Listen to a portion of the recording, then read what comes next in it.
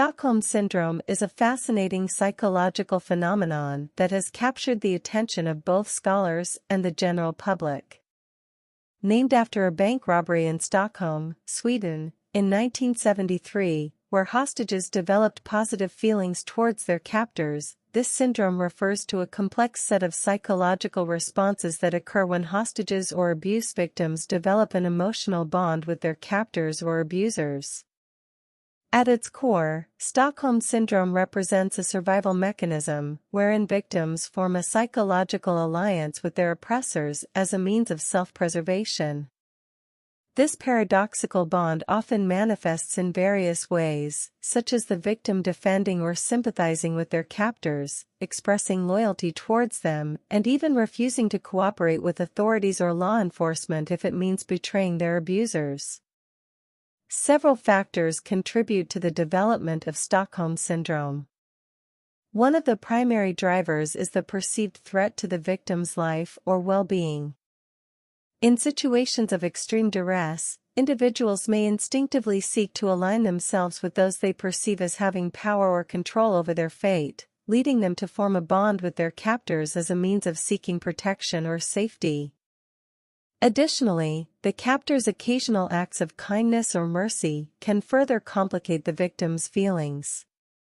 In many cases, abusers may alternate between moments of cruelty and compassion, creating a psychological roller coaster for their victims. This intermittent reinforcement can foster confusion and dependency, reinforcing the emotional bond between captor and captive. Furthermore, isolation and dependency play crucial roles in the development of Stockholm Syndrome. When victims are isolated from external support systems and are dependent on their captors for basic needs such as food, water, or even social interaction, they may begin to develop feelings of gratitude or indebtedness towards their abusers, further strengthening the bond. It's important to note that Stockholm Syndrome is not exclusive to hostage situations. It can also occur in abusive relationships, cults, or any situation where one person wields power and control over another. Victims of domestic abuse, for example, may exhibit similar behaviors, such as defending their abuser or refusing to seek help from authorities. Understanding Stockholm Syndrome is crucial for both psychologists and law enforcement officials involved in hostage negotiations or domestic violence cases. Recognizing the signs of Stockholm Syndrome can help professionals intervene effectively and provide victims with the support and resources they need to break free from their abusers. In conclusion, Stockholm Syndrome is a complex psychological phenomenon characterized by the development of positive feelings and loyalty towards one's captor or abuser. Rooted in a combination of fear, dependency, and intermittent reinforcement, this syndrome highlights the intricate ways in which individuals respond to extreme situations of captivity or abuse. By understanding the underlying mechanisms of Stockholm Syndrome, we can better support and empower victims to break free from the cycle of abuse and reclaim control over their lives.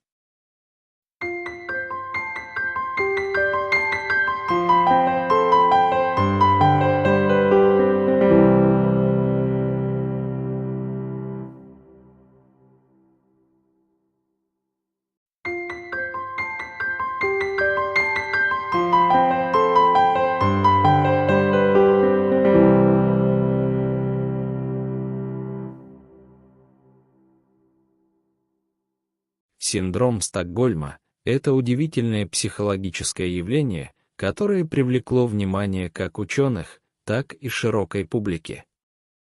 Названный в честь ограбления банка в Стокгольме, Швеция, в 1973 году, где заложники развили положительные чувства к своим похитителям, этот синдром относится к сложному набору психологических реакций, которые возникают, когда заложники или жертвы насилия развивают эмоциональную связь со своими похитителями или обидчиками. В основе синдрома Стокгольма лежит механизм выживания, при котором жертвы формируют психологический союз с своими угнетателями в качестве средства самосохранения. Эта парадоксальная связь часто проявляется различными способами, такими как защита или сочувствие жертвы своим похитителям, выражение лояльности к ним и даже отказ сотрудничать с властями или правоохранительными органами, если это означает предательство своих обидчиков. Несколько факторов способствуют развитию синдрома Стокгольма. Одним из основных механизмов является воспринимаемая угроза жизни или благополучия для жертвы. В ситуациях крайнего давления люди инстинктивно стремятся выстраивать союз с теми, кого они видят как обладающих властью или контролем над своей судьбой, что приводит к формированию связи с похитителями в качестве защиты или безопасности. Кроме того, случайные проявления доброты или милосердия со стороны похитителя могут еще больше усложнить чувство жертвы.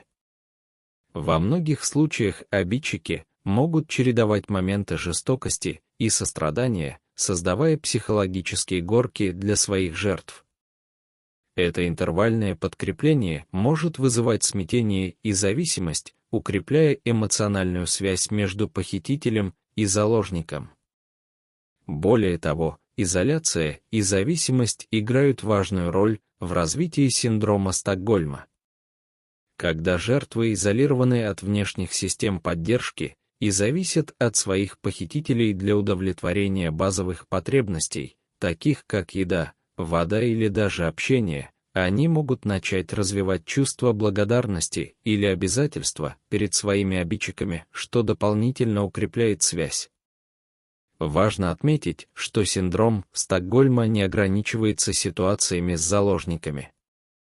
Он также может проявляться в случаях домашнего насилия, в культах или любой ситуации, где один человек обладает властью и контролирует другого. Жертвы домашнего насилия, например, могут проявлять аналогичные поведенческие черты, такие как защита своего обидчика или отказ от помощи со стороны властей. Понимание синдрома Стокгольма крайне важно как для психологов, так и для правоохранительных органов, занимающихся переговорами с заложниками или случаями домашнего насилия. Узнавание признаков синдрома Стокгольма может помочь профессионалам эффективно вмешиваться и предоставлять жертвам поддержку и ресурсы, необходимые для освобождения от своих обидчиков.